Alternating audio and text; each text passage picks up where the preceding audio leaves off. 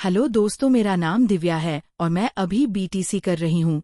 मैंने primary school में teacher के लिए परीक्षा भी दिया है। हमारे घर में कुल 4 लोग रहते हैं।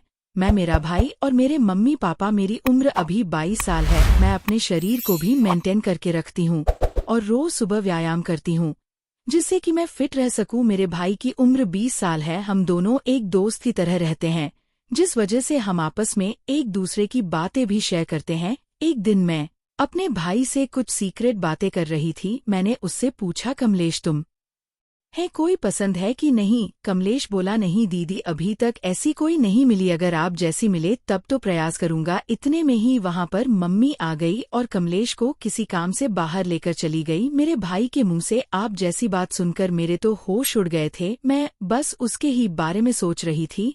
यही सब सोचते सोचते कब मेरी आंख लग गई मुझे पता भी नहीं चला। फिर जब मैं उठी तो देखा कि घर में कोई भी नहीं था। शायद मम्मी और कमलेश अभी तक नहीं आए थे। मैं बाथरूम में जाकर नहाने लगी, तभी माँ और कमलेश मार्केट से आ गए। मैं उसके पास जाकर बातें करने लगी। फिर वह अपने स्कूल चला गया और मैं भी अपने कॉलेज चली गई। कॉलेज में मैं अपने भाई के बारे में ही सोच रही थी, क्योंकि आज तक किसी ने मुझे ऐसा नहीं कहा था। तभी मेरी एक सहेली नेहा मेरे पास आई और बोली, अरे दिव्या, तुम क्या सोच रही हो? मैं बोली, नहीं, कुछ नहीं। फिर मैंने उससे पूछा, यार कोई उपाय बताओ कि कैसे पैसा कमाया जाए, अब तो हमारा कॉलेज भी खत्म होने वाला है। नेहा मुझे गुस्से से देखकर बोली, अरे चल यार, हमारे लिए पैसे कमाना आम बात है। फिर हम दोनों अपने अपने घर की तरफ चल दिए, क्योंकि हमारा क्लास नहीं चल रहा था। रास्ते में मैंने अपने भाई कमलेश को देखा। मुझे उसको देखकर होश उड़ गए। कमलेश अपने साथ किसी को लेकर घूम रहा था। मुझे उस पर काफी गुस्सा आया, क्योंकि पापा इतनी मेहनत करके पैसे लाते हैं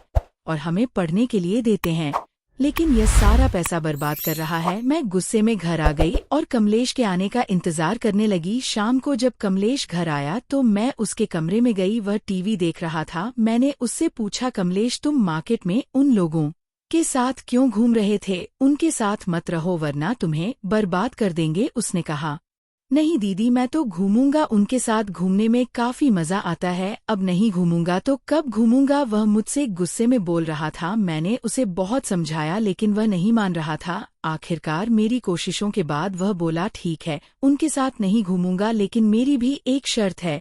अगर तुम पूरी करोगी तो मैं उनके साथ रहना छोड़ दूंगा। मैंने कहा, बताओ क्या शर्त है? कमलेश तुरंत बोला, जैसे वे मेरे साथ घूमते हैं, अब तुम मेरे साथ घूमो और मेरी जरूरतें भी पूरी करो। मैंने मना कर दिया, लेकिन वह बोला, तो फिर मुझे मत समझाओ, मैं जो कर रहा हूँ उसमें तुम दखल मत दो। मैंने कहा, ठीक है, शाम को सोचकर बताती हूँ।